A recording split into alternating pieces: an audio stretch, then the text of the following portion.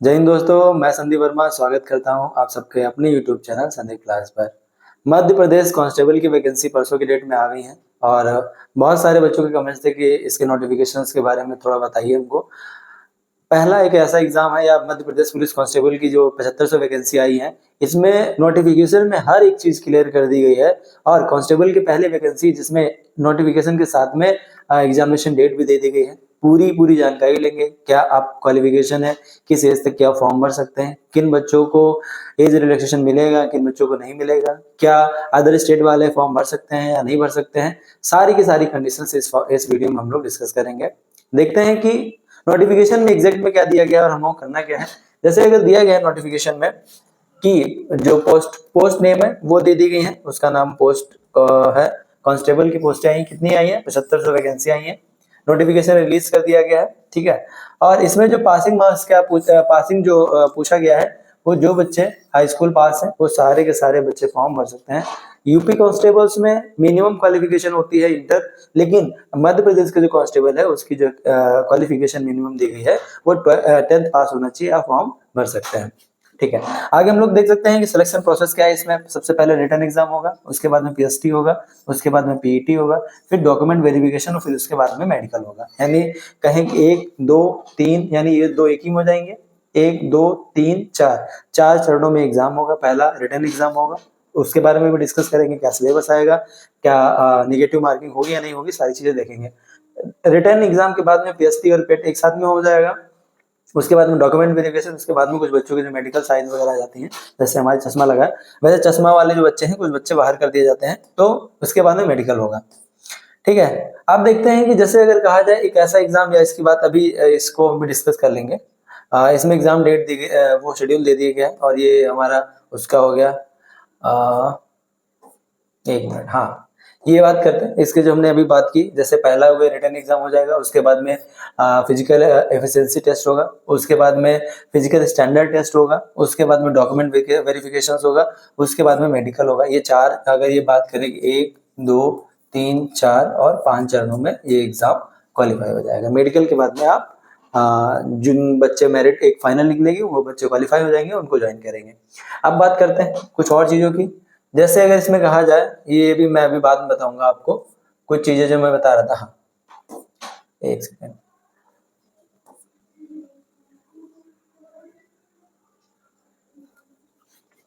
जी। अब देखते हैं इसमें कि हमें क्या चाहिए। इसमें फॉर्म भरने के लिए तो शैक्षिक योग्यता क्या दी गई, शैक्षिक योग्यता जो है नहीं कह सकते सामान्य।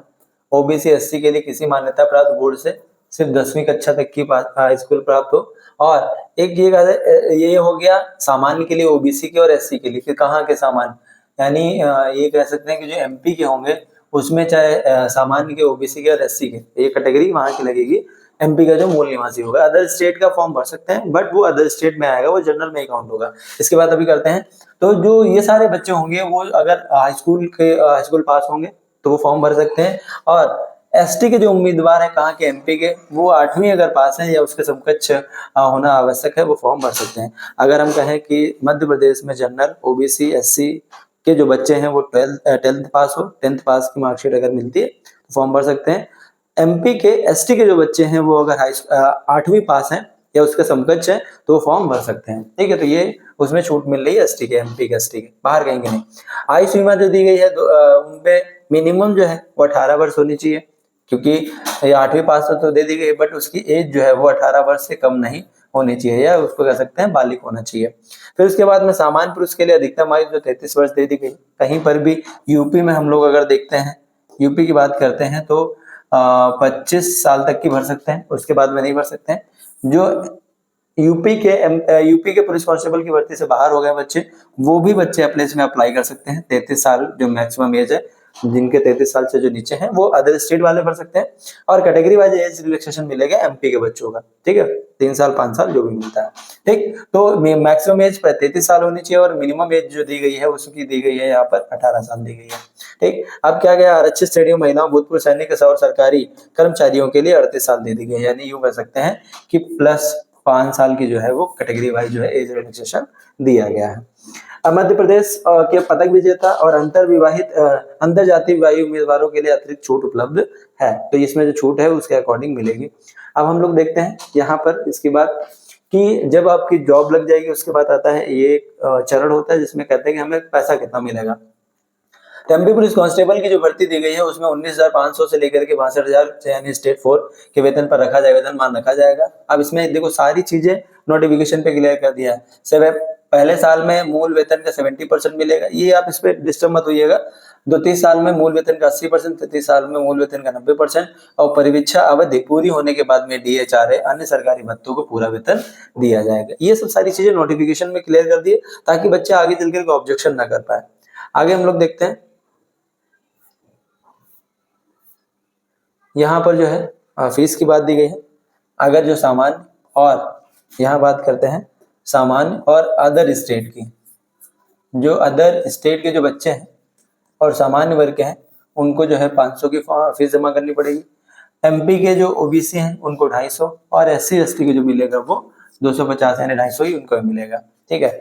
अब पुलिस कांस्टेबल जो एग्जाम एलिजिबिलिटी क्राइटेरिया दिया गया है, क्या मूल निवासी उनके लिए, जो एमपी के लिए उनको एज रिलैक्सेशन मिलेगा, नागरिकता भारतीय होनी चाहिए और एक बनता है आचरण या जिसको कहते हैं कैरेक्टर सर्टिफिकेट, वो होना चाहिए, अच्छा होना चाहिए और स्वास्थ्य क्या होना चाहिए, शारीरिक मानसिक रूप से स्वस्थ होना चाहिए। इसके लिए पीएसटी और पेट कराते हैं।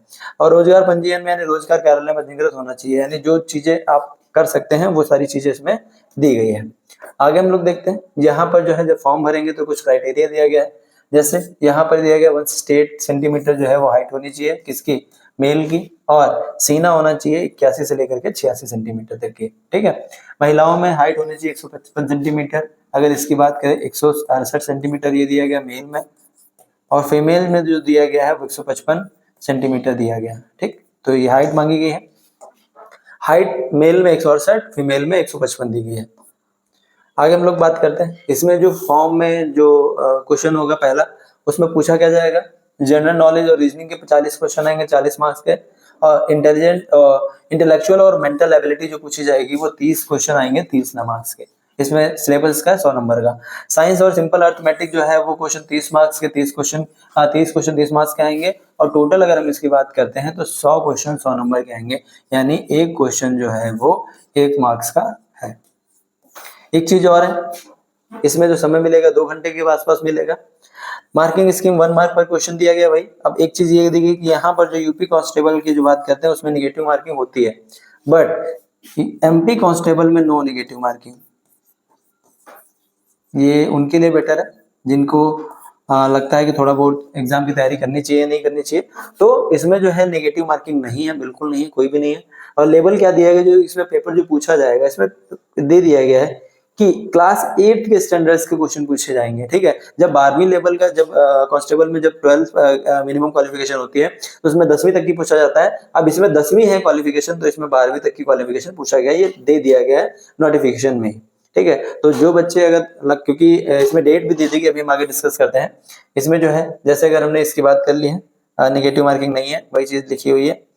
आगे हम लोग देखते हैं, ये वैकेंसी वाली डिटेल है। जैसे अनरिजर्व की बात करें 189 1836 कांस्टेबल डीएफ के कैटेगरी वाइज है, कौन कौन से, यानी अगर ये बात करें जनरल की जो है 2025 है, ओबीसी की यहाँ की बात करें 975 है, एमपी के, एससी की बात करें यहाँ पर 1200 है, और एसटी की बात करें जिनमें 8 वाले मिनिमम क्वालिफिकेशन है उनमें 2500 है, 1500 है, और उसके बाद में इकोनॉमी वीकर यानी ईडब्ल्यूएस की जो सीटें हैं वो 2050, यानी ये कहेंगे जनरल की जो है वो 4050 वैकेंसी है टोटल।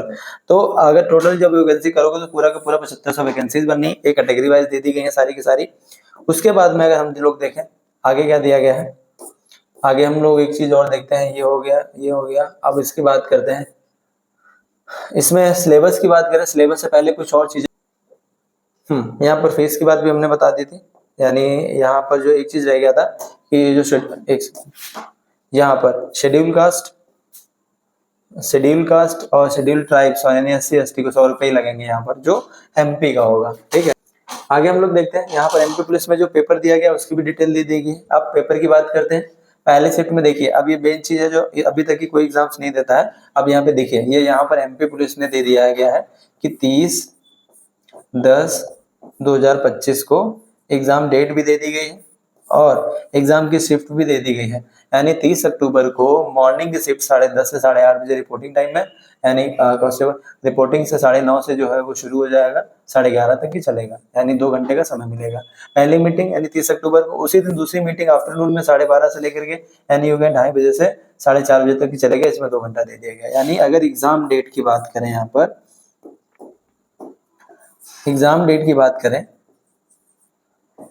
तो पहले ही क्लियर हो गई है कि आपकी जो एग्जाम होना है वो 30 जो है वो 30 अक्टूबर को है।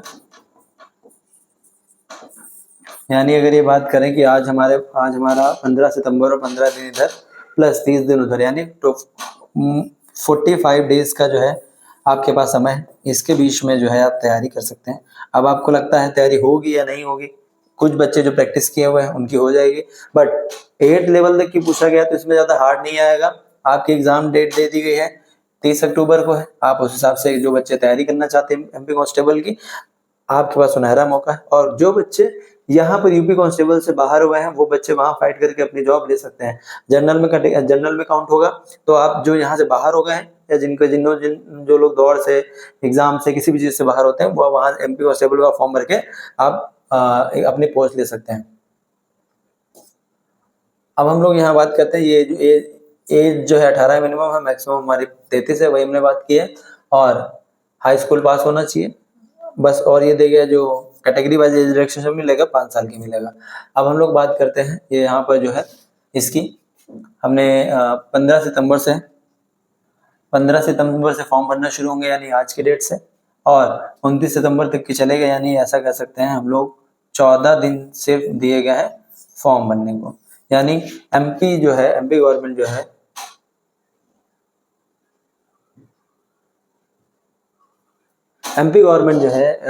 वो फॉर्म और पोस्टिंग आयु कहें कि रिक्रूटमेंट बहुत जल्दी कराना चाहती है, तो उस चक्कर में यहाँ पर सिर्फ इन दोनों के बीच में 14 दिन का टाइम है। वैसे तो अमूमन जो है वो 20 दिन का या 30 दिन का मिनिमम समय मिलता है। अब क्या होता है, फॉर्म भर लीजिए, उसके बाद में अगर मान लो कोई गलती हो जाती है आपसे, तो करेक्शन की जो डेट दी गई है वो ये दी गई है 4 अक्टूबर तक की कर सकते हैं। एग्जाम डेट भी क्लियर बता दी गई है कि जो एग्जाम डेट है वो 30 अक्टूबर 2025 को है, और एडमिट कार्ड रिलीज हो जाएंगे टू बी अनाउंस, यानी बता दिया जाएगा आपको कब होगा। या यूँ कह सकते हैं कि 15 दिन पहले जो ओबेसिटी क्वालिफाई हो जाएगी, और उससे पहले आपका 3 दिन पहले जो है आपका एडमिट कार्ड आ जाएगा। एक चीज और बता दी गई है जो शायद इसमें नहीं है, मैं देख लेता हूँ अगर मैंने लिखा होगा, इसकी बातें करते हैं। जैसे यहाँ पर बात कर लेते हैं कि इसका सिलेबस क्या है, सिलेबस की बात करते हैं, और सिलेबस के साथ में एक और चीज बताते हैं कि एमपी गवर्नमेंट ने ये इस नोटिफिकेशन में कुछ चीजें क्लियर की हैं। पहली चीज इसके बारे में हम लोग देखते हैं क्या, कि आपका जो जिला है, ठीक है, आपका जो भी पोस्टिंग होगी जो आपका जिला है उसके बगल वाला जिला आपको ज्वाइनिंग में मिल सकता है, ठीक है। यानी कोई भी जिला जो है आसपास का है, आप बगल वाले जिले में आपकी पोस्टिंग हो सकती है। बट यूपी में ऐसा नहीं है, बगल का जिला कभी भी नहीं मिलता है, लेकिन एमपी में इसमें कहा गया है कि अपने बगल वाले यानी सेम जिले में नहीं पोस्टिंग मिलेगी, उसके बाद में जो भी बगल वाले जिले हैं उनमें सब में पोस्टिंग मिल सकती है, मिलेगी। और दूसरी चीज ये है कि इस नोटिफिकेशन में दे दिया गया है क्या चीज, कि जब भी आप कोई जहां पे आपको कोई पोस्टिंग होगी वहां पर आपको 5 साल नौकरी करनी पड़ेगी, या यूँ कह सकते हैं कि आप जितना जोर लगा लो 5 साल से पहले ट्रांसफर नहीं होने वाला। यूपी में 3 साल का होता है, बट एमपी में कहा है कि आप जो भी जिला डिसाइड करोगे। इसमें एक और चीज आई है कि फॉर्म भरते समय आपको चॉइस मिलेगी, आप चॉइस भर सकते हो कौन से जिले में आप जो ज्वाइनिंग करना चाहते हो। तो इससे बढ़िया क्या हो सकता है, आपसे पूछ भी रहा है कि आप कौन से जिले में पोस्टिंग देना चाहते हो, दूसरा आपके बगल वाले में जिले में पोस्टिंग मिलती है, और बगल वाले जिले में मिनिमम 5 साल तक तो रह ही सकते हो, उसके बाद में आप अपना जैसे बात करके कर सकते हो। तो आपको चॉइस जो है वो चूज कर सकते हो कि आपको क्या करना है, कि फॉर्म भरते समय आपको कहाँ पोस्टिंग चाहिए वो भर सकते हो, भरोगे, ठीक है, पूछेगा। अब हम लोग बात करते हैं यहाँ पर सिलेबस की, कि आपको इन 45 दिनों में पढ़ना क्या है। तो यहाँ पर मैथ में जो पढ़ना है, बार ग्राफ, अंकगणित यानी आंकड़ों की व्याख्या करना, इसमें पूछा क्या जाएगा, पाई चार्ट के कुछ क्वेश्चन आएंगे, मूल क्वेश्चन यानी बेसिक क्वेश्चन, संख्या पद्धति के क्वेश्चन आते हैं, अनुपात और समानुपात की पूर्णांक की गणना, प्रतिशत, ब्याज, घड़ियां, आयतन और पृष्ठीय क्षेत्रफल यानी कर्व सरफेस एरिया और एरिया, मेरियूटियो साधारण और चक्रवृद्धि ब्याज, और प्रायिकता, गणितीय संक्रियाओं के मूल सिद्धांत, ये पूछा जाएगा। सिलेबस दिया गया है, रेखा ग्राफ और सरलीकरण दिया गया है, सरलीकरण होगा।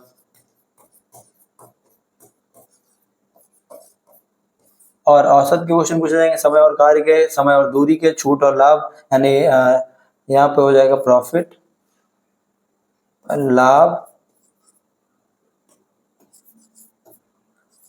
लाभ और हानि के क्वेश्चन आएंगे, और छूट के भी क्वेश्चन आएंगे, ऊंचाई और दूरी, हाइट एंड डिस्टेंस के क्वेश्चन आएंगे, क्रमचय और संचय के क्वेश्चन।